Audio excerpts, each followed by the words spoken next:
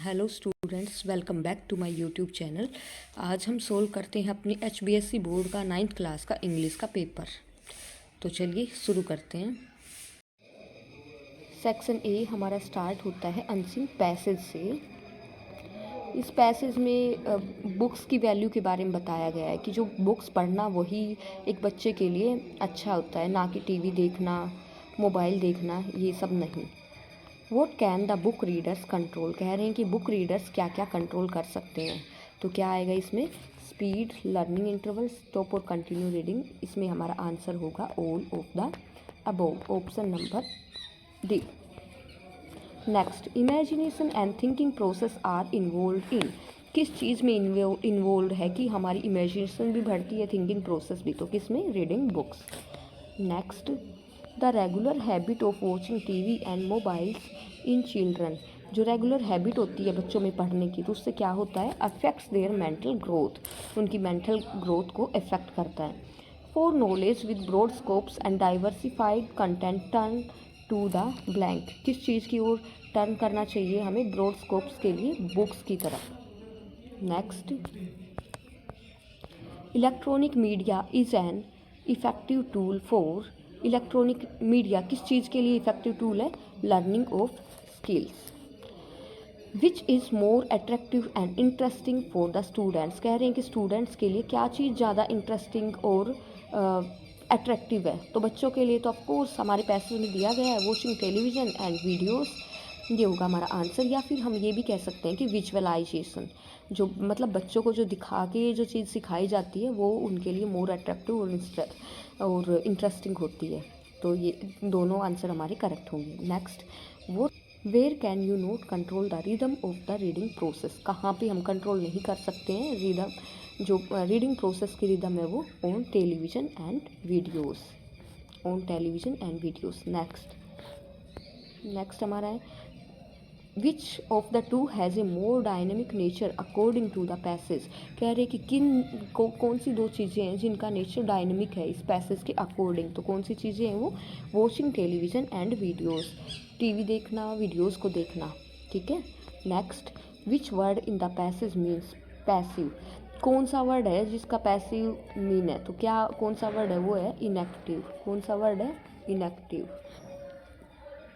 Next, why do some parents not install cable TV in their houses, कुछ parents क्यों install नहीं करते हैं केबल? क्यों इंस्टॉल नहीं करते? Because they are worried that their kid would become more passive and stupid after watching TV, क्योंकि उनको लगता है कि उनके बच्चे ज़्यादा पैसिव और स्टूपिड हो जाएंगे टीवी देखने के बाद। इन सब का आंसर हमारे पैसेज में ही दिया हुआ है। नेक्स्ट, ये देखो, ये हमारा सेकंड पैसेज दिया गया है, इसी के अकॉर्डिंग हमें इनके आंसर ढूंढने हैं। From where have the main landers descend from, main landers कहाँ से डिसेंडेड हैं? Tamil Nadu and West Bengal. Next, which is the capital city of Andaman and Nicobar, Andaman और निकोबार की capital city Port Blair. What is the location of Andaman island, Andaman island की लोकेशन क्या है? 800 kilometre off the east coast, B हमारा होगा right answer. Next, for what is the national park famous, national park किस चीज़ के लिए फेमस है? Corals and coloured fish, sea turtles, sea animals, all the above आएगा इसमें। हमारे पैसेज में इन सब का जिक्र किया गया है, तो क्या आएगा हमारा answer? Option number D, all the above. Next, they were first colonised by, क्या आएगा answer? The British, option number C. Next, how many inhabited islands are there in Andaman, कितने इनहेबिटेड आइलैंड्स हैं? तो क्या होगा answer? 36 islands. There are more than 350 species of birds, क्या ये statement बतानी है कि ट्रू है या फॉल्स है? देखो, पैसेज में जिक्र किया है 250 का, 250 का, और यहाँ पे बोल रहे हैं 350, तो क्या हो जाएगा? ये स्टेटमेंट क्या हो जाएगी हमारी? गलत हो जाएगी। तो क्या आएगा answer? False. What are the main activities for the tourists on this island? Tourist के लिए क्या क्या एक्टिविटीज़ हैं आइलैंड पे? तो क्या क्या है? Scuba diving, snorkelling, trekking, island camping, ये एक्टिविटीज़ हैं। ये देखो, ये हमारा रहा इसमें आंसर।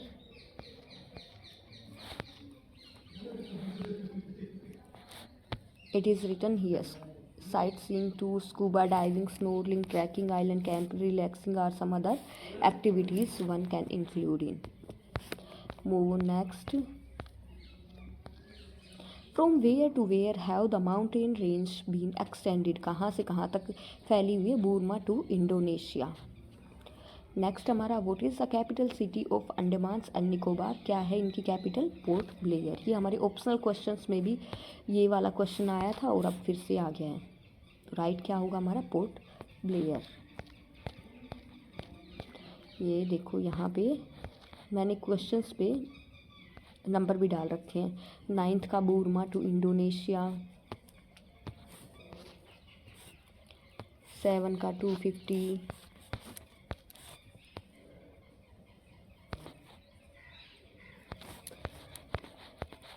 तो यहाँ पे होता है ये पैसेज हमारा कंप्लीट। नेक्स्ट ग्रामर वाला पार्ट ये सोल्व कर लेते हैं। The match blank in a draw. Tense यहाँ पे हमें यूज़ करना है। हमारे पास वर्ब दी गई है एंड, एंडिड, एंडिंग और एंड्स। यहाँ पे राइट ऑप्शन क्या होगा हमारा? एंडेड। क्यों होगा? क्योंकि ये जो है ये कहा गया है कि जो मैच है ना, मैच एंड हुआ मतलब पास्ट में, इन ए ड्रॉ मतलब मैच बराबरी पर एंड हुआ। ठीक है, तो यहाँ पे राइट क्या होगा? ऑप्शन नंबर बी होगा। Next Sohan had not done his work. यहाँ पे क्या करना, हमें वॉइस चेंज करनी है। ठीक है, तो वॉइस में भी टेंस के कुछ रूल्स होते हैं। तो एक तो क्योंकि वहाँ जहाँ पे हैड होता है तो वो किस में चेंज हो जाता है? हैड प्लस में बीन में चेंज हो जाता है। ठीक है, बट इसमें लगा हुआ है नोट, तो हैड नोट है तो किस में चेंज हो जाएगा? हैड नोट बीन में।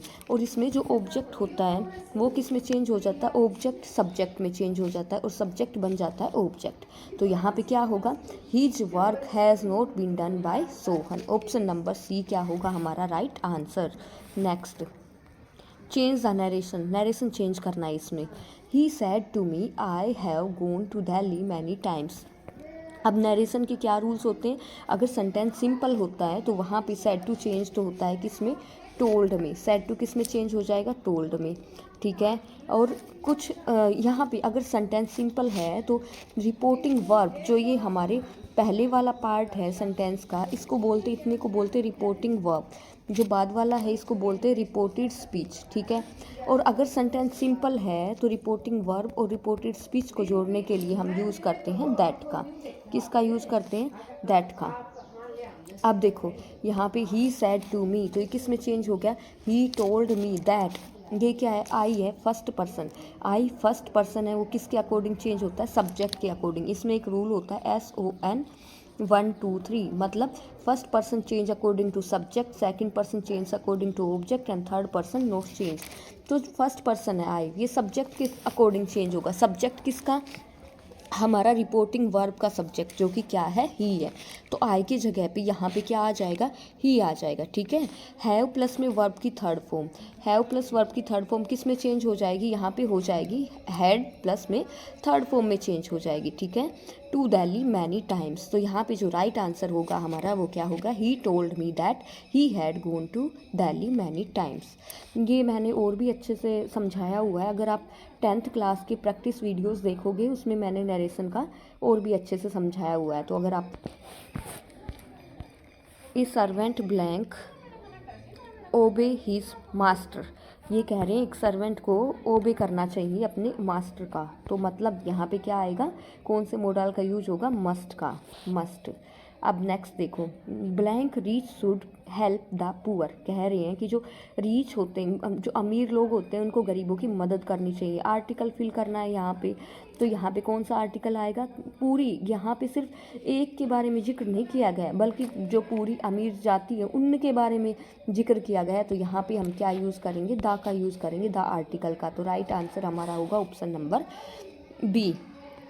Next, I prefer tea blank coffee. Preposition use करनी है, I prefer tea to coffee. तो क्या होगा हमारा? ऑप्शन नंबर डी होगा हमारा right answer. Next, Rakesh is ill, Rakesh बीमार है, blank he has not come, conjunction use करना है। राकेश बीमार है इसीलिए वह नहीं आया, तो क्या होगा, सो का मतलब क्या होता है, इसीलिए, तो यहाँ पे क्या आ जाएगा, सो। ऑप्शन नंबर सी होगा हमारा right answer. Next, how blank students are there in your school. यहाँ पे हाउ देखो, जब कुछ भी चीज़ अगर अनकाउंटेबल होती है तो वहाँ पे हम यूज़ करते हैं मच का, सम का, ए फ्यू का मतलब होता है कुछ, ठीक है। लेकिन यहाँ पे क्या है, हाउ, ये पूछा गया है कि टोटल कितने स्टूडेंट्स हैं आपके स्कूल में, तो क्या आ जाएगा यहाँ पे, मैनी का यूज़ होगा। How many students are there in your school, तो राइट आंसर क्या होगा, option number A. Next, there blank 10 teachers in my school. अब देखो, ये कह रहे हैं कि मेरे स्कूल में कितने टीचर्स थे, 10 थे, तो देयर यहाँ पे 10 टीचर्स, ठीक है। अगर एक होते तो यहाँ पे वो उसका यूज़ करते हैं हम, लेकिन ज़्यादा है, मोर देन वन, तो हम क्या यूज़ करेंगे, प्लूरल का, तो क्या आ जाएगा यहाँ पे, वर आएगा। देयर वो दिया गया है पंक्चुएशन का sentence, Netaji Subhash Chandra Bose was a source of inspiration for Azad Hind Fauj. Punctuation में क्या होता है, किसी का भी नाम का फर्स्ट लेटर क्या होगा, ऑलवेज कैपिटल में, ठीक है। तो ये हो गया, नेताजी का एन कैपिटल आ जाएगा। अब सुभाष चंद्र, तो ये भी तो एस भी तो कैपिटल आएगा, सी भी कैपिटल आएगा। Source of inspiration for Azad Hind फौज, आज़ाद का ए कैपिटल, हिंद का एच, फौज का एफ कैपिटल। तो ये क्या होगा हमारा, अकॉर्डिंग टू दिस कौन सा ऑप्शन हमारा करेक्ट जा रहा है, ऑप्शन नंबर बी क्या है हमारा right answer. Next, Anil blank speak 5 languages. ये कह रहे अनिल 5 लैंग्वेजेस बोल सकता है, सकने की सेंस में, कुछ कार्य कर सकता है, उस सेंस में क्या यूज़ करते हैं हम, कैन का यूज़ करते हैं। किसी प्रेजेंट की एबिलिटी या कैपेसिटी के लिए हम कैन का यूज़ करते हैं, लेकिन वही एबिलिटी या कैपेसिटी अगर पास्ट की होती है तो हम क्या करते हैं, कुड का यूज़ करते हैं। जैसे for an example, I blank swim when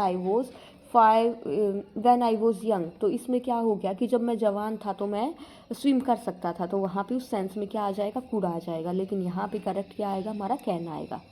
next, the book is blank the table, preposition यहाँ पे हमें यूज़ करनी है। बुक कहाँ पे रखी हुई है, टेबल के ऊपर रखी हुई है, तो क्या आएगा, the book is on the table. इतना ही था हमारा ग्रामर पार्ट। ग्रामर के बाद अब हम चलते हैं नेक्स्ट पे। ये हमारा पैसेज दिया गया है, सीन पैसेज दिया गया हमारे चैप्टर से ही दिया गया है, तो इसको भी कर लेते हैं solve. What is the name of the chapter from where this extract has been taken. Chapter का नाम बताना, हम जैसे ये लाइंस पढ़ेंगे तो हमें पता चल जाएगा कि कौन सा चैप्टर है। मार्गी always hated school but now see hated it more than ever, तो कौन सा चैप्टर है ये, मार्गी का कौन सा चैप्टर था, जो वो द फन दे हैड, जिसमें एक बच्ची होती है, उसका मतलब कोई स्कूल नहीं होता, वो कैसे कंप्यूटर पे ही पढ़ती है, तो कौन सा चैप्टर था ये, the fun they had. Next question हमारा है, what did Margie hate more than ever. Margie किस चीज़ से ज़्यादा हेट करती थी, तो वो हेट करती थी स्कूल से। What had the mechanical teacher done, mechanical teacher ने क्या किया था, यहाँ पे हमारे पैसेज में दिया हुआ है, had been giving her test after test, तो क्या कर रहे थे मैकेनिकल टीचर, उसको टेस्ट के बाद टेस्ट दे रहे थे, ठीक है। तो क्या हो जाएगा, had been giving her test after test. Next, why had the mother shaken her head. अब ये कह रहे उसकी मम्मी ने अपना सिर क्यों हिलाया था, तो क्यों हिलाया था, because she had been doing worse and worse, मतलब जो उसको टेस्ट दिए जा रहे थे उनमें वो बद से बदतर किए जा रही थी, मतलब अच्छा रिजल्ट नहीं दे रही थी, इसीलिए उसकी मम्मी ने क्या किया, अपना सिर हिलाया। ये यहाँ पे लिखा हुआ वर्स एंड वर्स, ठीक है, मतलब बुरे से बुरा वो किए जा रही थी, इसीलिए। Next, who did take the teacher apart, teacher को अपार्ट अलग किसने किया, तो किसने किया था, काउंटी इंस्पेक्टर ने। उसकी मम्मी ने किसको बुलाया था, यहाँ पे ये देखो यहाँ पे लिखा हुआ है, her had sorrowfully and sent for the county inspector, उसकी मम्मी ने काउंटी इंस्पेक्टर को बुला लिया था। वो कैसा था, राउंड लिटिल मैन था, ये उसके बारे में बातें बताई गई है। तो किसने किया था टीचर को अपार्ट, तो क्या आएगा आंसर, काउंटी इंस्पेक्टर। नेक्स्ट,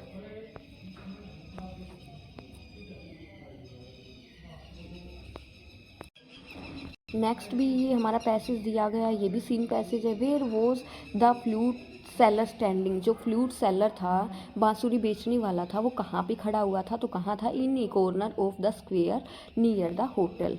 यहाँ पे ये लिखा हुआ answer, in a corner of the square near the hotel. Next question है, what was he holding in his hand, वो अपने हैंड में क्या लिए हुए था? तो क्या ले रखा था उसने? ए पोल विद एन अटैचमेंट ऑफ बांसुरी, एक पोल ले रखा था जिससे क्या बांसुरी जुड़ी हुई थी। ये रहा हमारा answer. Next, how many bansuris were there on the top, उसके टॉप पे टोटल कितनी बांसुरीज थी? तो कितनी बांसुरी थी? 50 और 60। Where were the bansuris, sorry, what were the bansuris made of, बांसुरी किस चीज़ की बनी हुई थी? तो किसकी बनी हुई थी बांसुरी? Bamboo. Next, how does he play the flute, वो उसने फ्लूट को कैसे प्ले किया? He plays slowly meditatively without excessive display. ये यहाँ पे रहा पैसेज में हमारा answer, he plays slowly meditatively without excessive display. Next पे चलते हैं। ये हमारे पोइट्री सेक्शन आ गया, इसमें पोइट का पैसेज दिया हुआ है, कुछ क्वेश्चंस दिए हुए हैं, उनका आंसर करना हमें। And both that morning equally lay in leaves, no step had trodden black, oh I kept the first for another day, yet knowing how way leads on to way, I doubted if I should never come back. Where, तो क्या दिया गया है? What were the two roads covered with, ये कह रही कि जो टू रोड्स थे ना, हमारे पोइट हैं, द रोड नॉट टेकन से ये पोएम ली गई है। तो उसमें क्या था कि पोइट खड़े हो जाते हैं, उनको दो रास्ते दिखाई देते हैं, फिर वो सोचते हैं कि वो कौन से रास्ते पे जाए। तो यहाँ पे ये लिखा गया है, what were the two roads, किस चीज़ से वो रोड कवर्ड थे? तो किस चीज़ से कवर्ड थे वो? कवर्ड विद लीव्स, उन रोड पे क्या पड़े हुए थे? पत्ते, दोनों रोड्स पे कवर्ड विद लीव्स। ठीक है, तो आंसर हमें कैसे बनाना है? The two roads were covered with leaves. ठीक है, कंप्लीट आंसर, क्वेश्चंस में से ही हमें लाइन लेनी है और फिर इसका आंसर लिखना है। Next question, why do the steps turn black, जो स्टेप्स थे वो उस पर ब्लैक क्यों लग रहे थे? Because he chooses less travelled road, क्यों लग रहे थे? क्योंकि जो हमारे पोइट थे ना, उन्होंने कैसा रोड चुना था जिस पे कि कम लोग गए हुए हों, ऐसा रोड हमारे पोइट ने चुना था। वो उस रोड पे गए थे जहाँ पे भी जहाँ जो रोड मतलब कम लोगों ने चुना था, उन्होंने दूसरा रोड चूज़ किया था। For what did the poet keep the first road, ये कह रहे हैं कि पोइट ने पहले वाले रोड को किस चीज़ के लिए छोड़ दिया था? तो क्या किस चीज़ के लिए छोड़ा था?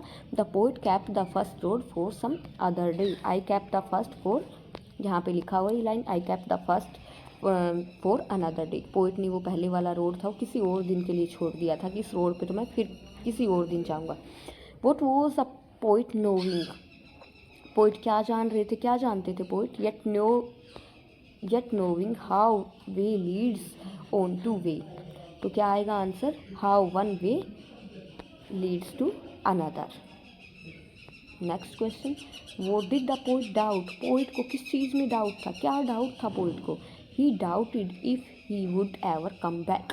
अब देखो, पोइट ने दूसरा रोड तो चुन लिया था, लेकिन उनको क्या डाउट था कि पता नहीं वो इस रोड को चुन तो लिया और वो कभी वापस आएंगे या नहीं आएंगे, ये फिर लास्टली पोइट को डाउट रहता है। तो ये हो गया हमारा। Next, remember no man are strange, no country is foreign, beneath all uniforms a single body breathes like ours, the land our brothers walk upon in earth like this, in which we all shall die। Questions, ये भी remember कह रहे हैं कि हमें क्या remember, क्या याद रखना चाहिए? We should remember that no man are strange and no country are foreign। It is written here, no man are strange, no countries are foreign। ठीक है, कि कोई भी आदमी अजीब नहीं है, कोई भी देश विदेश नहीं है। What are all man to us, सारे आदमी हमारे लिए क्या है? All man are same to us, सारे इंसान हमारे लिए क्या है? बराबर हैं।